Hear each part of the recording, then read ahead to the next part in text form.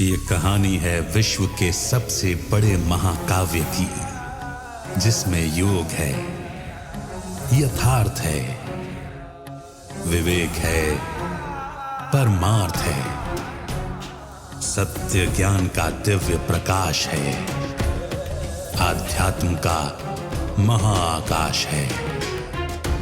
ये दर्पण है हर मन के विवाद का, दृश्य है आत्मा और परमात्मा के संवाद का, मानवता का होता है जिससे उद्धार। यही है सच्ची गीता सार, अंधकार से प्रकाश की ओर।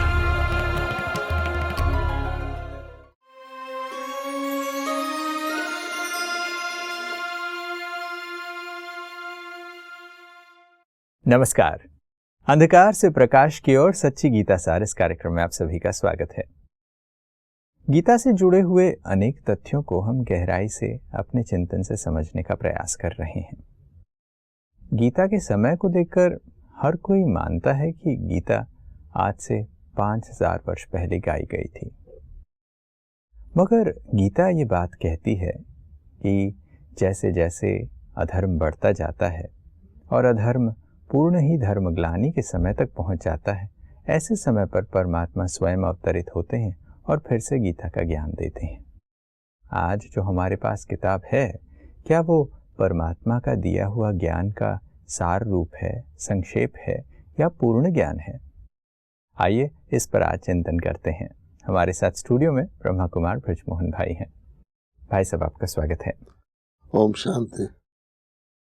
जैसे आज हम गीता की किताब को देखते हैं, बहुत सारे लोग बहुत आदरपूर्वक इस किताब को पढ़ते भी हैं और गीता में ये बहुत ही स्पष्टता से बताया गया है कि परमात्मा गीता ज्ञान देने के लिए अवतरित होते हैं, अधर्म का विनाश करते हैं, सत्य धर्म की स्थापना कर देते हैं, तो गीता का उद्देश्य पूर्ण हो जाता है।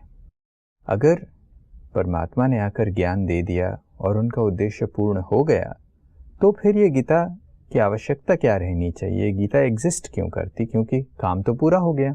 इसमें कई बातें हैं। आपने कहा गीता का शास्त्र बाद में लिखा गया। अगर ये पहले लिखा जाता तो क्या होता कि कलयुग के अंत की जो भी चीज थी वो सब विनाश हो गई, क्योंकि सतयुग में तो बिल्कुल उसका नामो निशान नहीं रहता। वो तो नई ही दुनिया है, वो तो स्वर्ग लोक है, देवलोक है, वैकुंठ है। पुरानी चीज का एक कणा भी वहां नहीं होता। तो अगर पहले लिखा भी जाता तो वो भी विनाश हो जाता। इसलिए उसके लिखने का प्रयोजन ही कोई नहीं था। और दूसरी बात, जो उसमें लिखा गया है उसका कॉन्टेक्स्ट क्या है, रेलेवेंस क्या है, तो वो तो एक प्रकार के बीमारी को ठीक करने का अमृत है, ज्ञान अमृत है, जिससे सदा के लिए वो रोग ठीक हो जाता है। और रोग है पतितपना, जिससे दुख होता है। तो भगवान ने अगर सदा के लिए सुख देना है तो उस रोग को जड़ से सदा के लिए ख़त्म करना है, वही किया। इसलिए उस वक़्त जो हुआ उसका तो बिल्कुल रेलेवेंस है ही नहीं। ख़ास तौर पे जो नई दुनिया भगवान बनाते हैं उसमें कोई कहेगा कि पति से पावन बनना है या प्रेयर करना है या कोई क्रिया करना है या सात्विक भोजन करना है। वहाँ तो दूसरी दो प्रकार का भोजन होता ही नहीं, वहाँ दूसरे गुण ही नहीं होते, रजो और तमो। इसलिए वो वहाँ कुछ ये चीज़ें लागू ही नहीं होती। इसलिए 2 युग तक, ये नहीं समझिए कि आधा चक्कर तक, तो गीता की आवश्यकता ही नहीं रहती। ये बात तो गीता के गायन के समय और उसके लिखने के समय में एक बहुत बड़ा अंतराल है और ये पता चल रहा है कि उसमें 2 युग का अंतराल है। कि जब सतयुग त्रेता होता है, जहाँ पर स्वर्ग है, जहाँ देवताओं की दुनिया है, वहाँ पर गीता एग्जिस्ट नहीं करती। 2 भी नहीं, लगभग 3, क्योंकि ये कहा गया कि ये द्वापर के भी अंत में भगवान ने ये ज्ञान दिया। 3 युग। जी, तो इतने लंबे समय तक गीता की आवश्यकता नहीं पड़ती और फिर बाद में ऋषियों मुनियों द्वारा ये गीता लिखी जाती है। अब ये प्रश्न उठता है कि अगर इतने समय तक के लिए आवश्यकता थी नहीं, इतने बड़े गैप के बाद आया, तो क्या उस समय जो गीता ज्ञान जब परमात्मा दे रहे थे और जब लिखा गया उसके बीच में इतने टाइम फ्रेम के गैप होने के कारण क्या इसमें बहुत सारी चीज़ें मिसिंग नहीं हो जाएंगी? पहली बात तो हमें ये निश्चित करनी है कि द्वापर के अंत में क्या भगवान आए या वेद व्यास जी ने गीता लिखी। ये बहुत इम्पोर्टेंट है, क्योंकि माना तो ये जाता है कि भगवान स्वयं ही द्वापर के अंत में आ गए, और अगर द्वापर में अंत में आ गए तो उन्होंने वो गीता पुनः सुनाई होगी, फिर तो लिखने का भी सवाल नहीं। तो अवश्य ही द्वापर के अंत में ये लिखी गई है, और भगवान के आने का समय द्वापर का अंत है ही नहीं।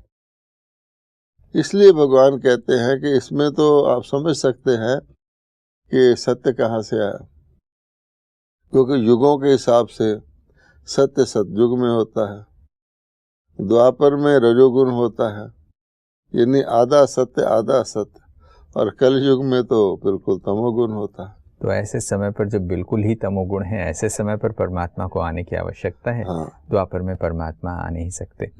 ये जो बात हम अभी समझते आ रहे हैं कि धीरे धीरे गीता के लिखने के समय में एक फेरबदल है। अब इस अंतराल के कारण बहुत सारे मिसअंडरस्टैंडिंग्स हो सकते हैं।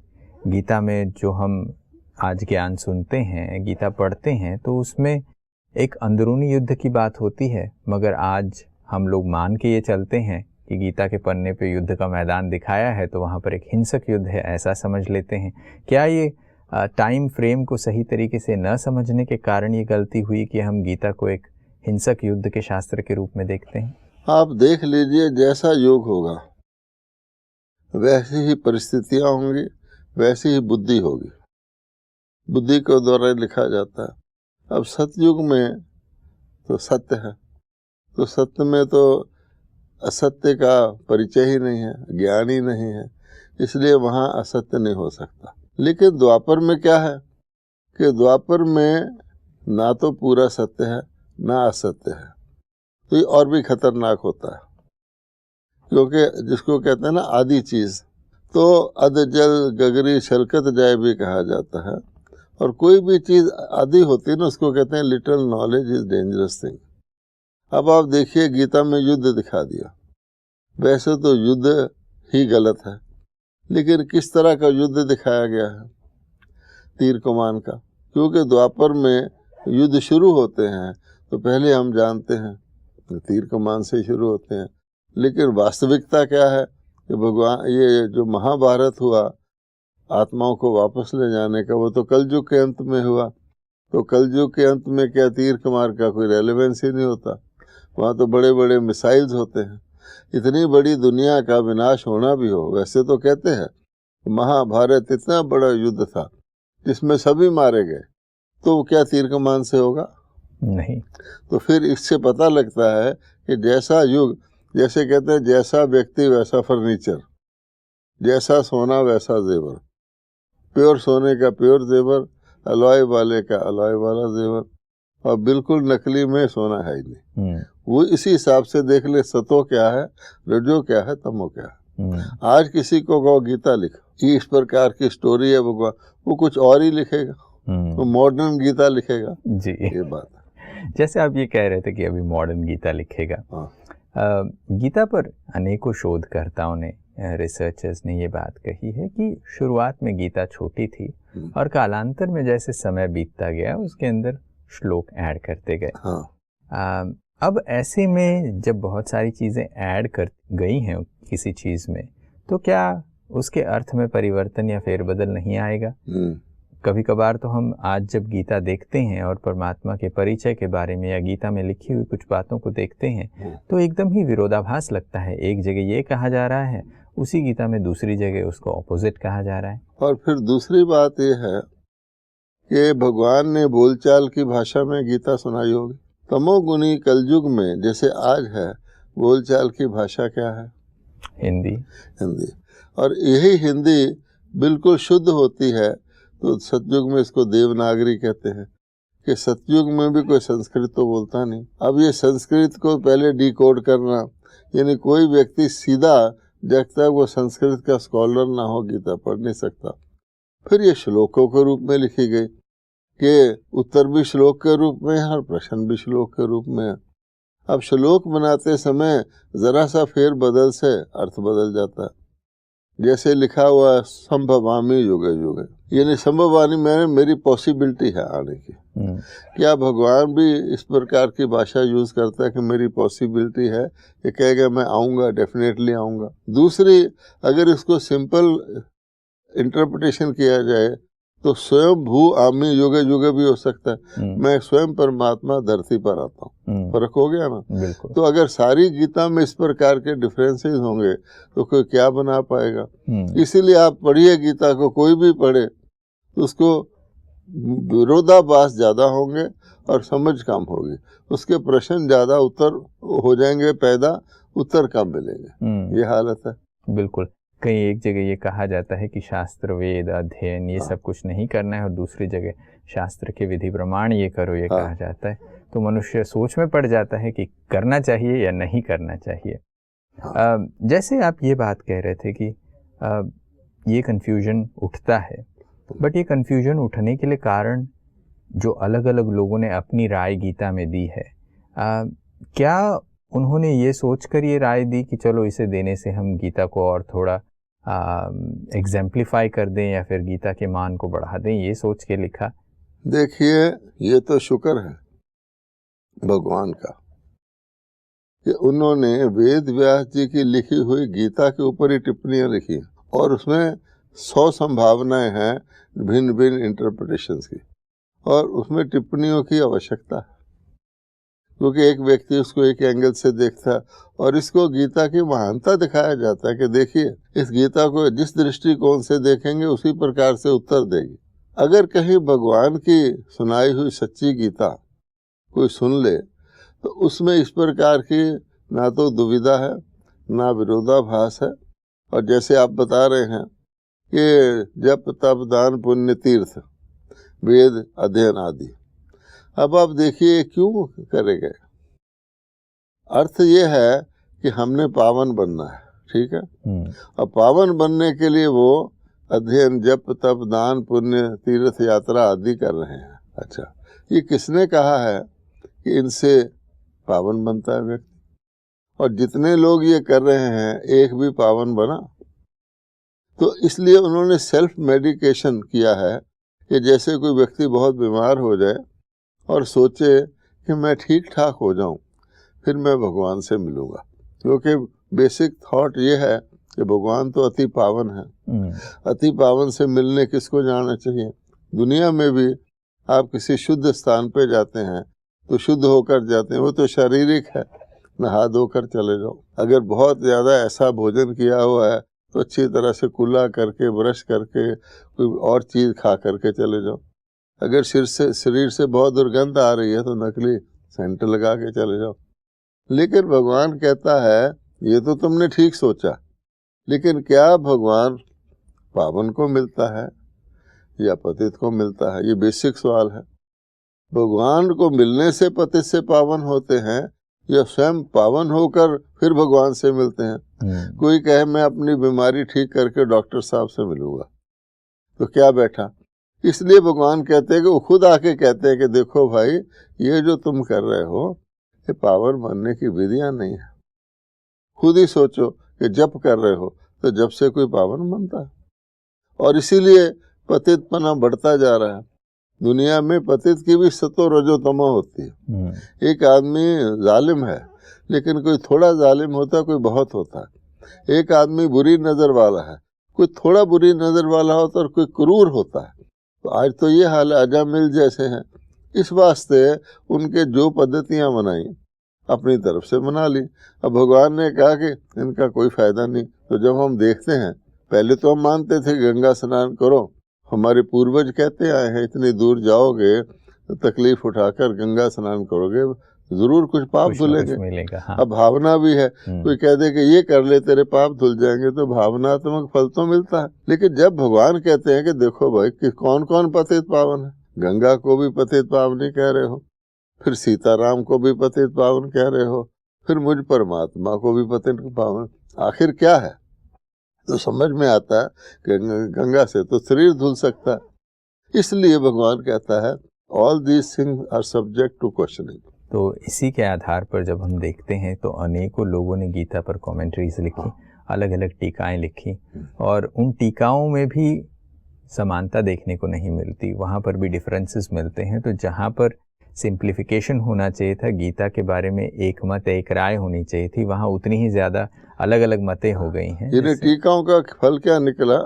अगर तो कोई भगवान पर टीका करता, वो तो एक प्रकार से भगवान का निरादर हो गया कि शायद भगवान को अप्रोप्रिएट शब्द नहीं पता है, शायद भगवान को कोई विधि नहीं पता है जो हमें ज्यादा पता है। भगवान कह रहे तू अपने पिछले जन्मों को नहीं जानता, तू अल्पज्ञ है, और मैं ही आकर तुमको रिवील करता हूँ यह ज्ञान, क्योंकि मैं त्रिकालदर्शी, त्रिलोकी और रचयिता हूँ। अब शुक्र करिए कि सच्ची गीता पर एक्चुअली कोई कमेंट होता ही नहीं, उससे तो देवता।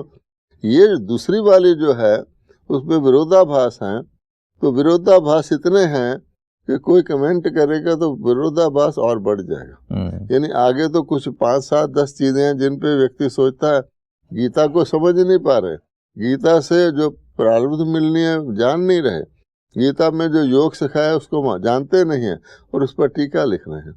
तो टीका टिप्पणी जिसको कहा जाता है, किसी चीज को उसका कोई पॉइंट देख के उसको रॉन्ग समझ के क्रिटिसाइज, तो उससे क्या हो गया? कंफ्यूजन, वर्स कंफाउंडेड हो गया। कोई गीता पढ़ ले तो उसको कुछ प्रकार की विरोधाभास लिखेंगे, अगर सारी टीकाएं पढ़ना शुरू कर दें फिर तो भगवान ही उसको बचा सकता है। जैसे आप ये बात कह रहे हैं तो आप ये पता चलता है कि हम संत ज्ञानेश्वर की टीका पढ़ते हैं, उसे ज्ञानेश्वरी कहते हैं। रविंद्रनाथ टैगोर ने गीतांजलि कर दी। तिलक गीता, टैगोर गीता, आज तो बहुत सारे लोगों ने, speaker of the parliament Shivraj Patil ji ने भी गीता लिखी है, बहुत लोग गीता लिख रहे हैं। और भी बात है कि अगर किसी ने गीता पर कोई कमेंट्स देने हैं तो गीता लिख कर तो दें। आगे हम कहीं जाते थे, लोग हमें गीता भेंट करते थे। जब मैंने कॉलेज में क्वालिफाई किया तो एक सेठ ने सब ग्रेजुएट्स को गीता दिलाई थी।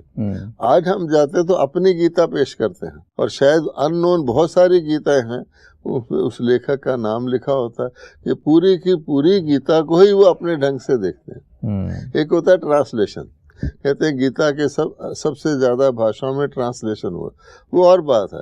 ये टीका टिप्पणियां ये इतनी है।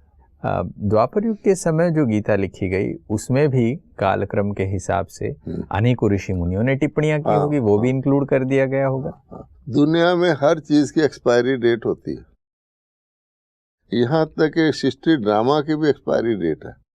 भगवान कहते हैं जब एक्सपायरी हो जाती है तो मैं आके नया ड्रामा रचता हूँ। कोई की व्यक्ति एक्सपायर्ड चीज या एक्सपायर्ड होने वाली चीज नहीं लेता। जब हर चीज की एक्सपायरी डेट है, देवताओं का राज्य था वो हो गया, उसकी एक्सपायरी डेट है, उनके मूर्तियां मंदिरों में रखी हैं, ये कभी थे। भारत की भी एक्सपायरी डेट है। आज कहते हैं प्राचीन काल का भारत सोने की चिड़िया था, ये नहीं कहते आज का भारत सोने की चिड़िया। तो बताइए कि इस गीता की भी तो कोई एक्सपायरी डेट होगी। कोई चीज़ को अगर हम इतने समय से करते आ रहे हैं तो धीरे धीरे वो भी पुरानी होती जा रही है, तो एक दिन उसका भी यूज़ जो है वो नहीं हो पाएगा। जहाँ पर टाइम फैक्टर आ जाएगा वहाँ एक्सपायरी डेट हो जाएगी। इसलिए भगवान कहता है कि मैं काल के चक्कर से ऊपर रहता हूँ, मैं सदा ही शिव हूँ। कि एक बार अगर आप काल के चक्र में आते हैं, जन्म लेते हैं, तो जो जन्म लेगा उसकी मृत्यु भी होगी, आप इस चक्र में आ जाएंगे। आप आज एक कार खरीद कर रोड पर ले आए, 3 घंटे बाद उसको वापस करने जाए, वो क्या कहेगा? कहेगा अब तो ये पुरानी हो गई, रोड पर आ चुकी है, 50,000 कम करो तो मैं ले लेता हूँ। ये हालत है। भगवान भी कहते हैं ना कि मैं बीज हूँ, पूरे पीपल के वृक्ष के देखोगे तुमको कोई समझ नहीं आएगा। उस तरफ क्रिश्चियन धर्म है, इस तरफ इस्लाम धर्म है, मनुष्यों के बनाए हुए, इस तरफ बुद्धिस्ट धर्म है, एक नास्तिकों का भी धर्म है, संन्यास धर्म है, ऐसे ऐसे है। भगवान कहता है वैरायटी कोई तभी समझ सकता है कि टोटल वृक्ष को जाने और उसकी ग्रोथ को जाने, उसकी फाइनल फ्लावर को जाने।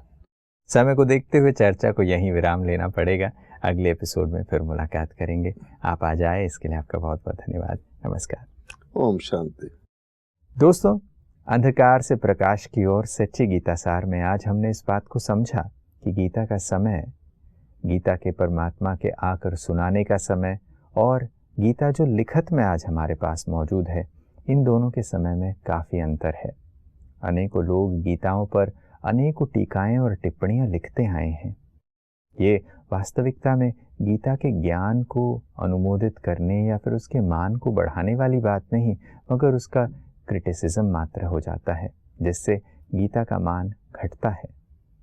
परमात्मा द्वारा बताए हुए गीता के सत्य ज्ञान में बहुत सारे मनुष्य आत्माओं की मत मिलती जाती है, जिसके कारण गीता के सत्य में भी बहुत ही ज़्यादा डाइल्यूशन आ जाता है।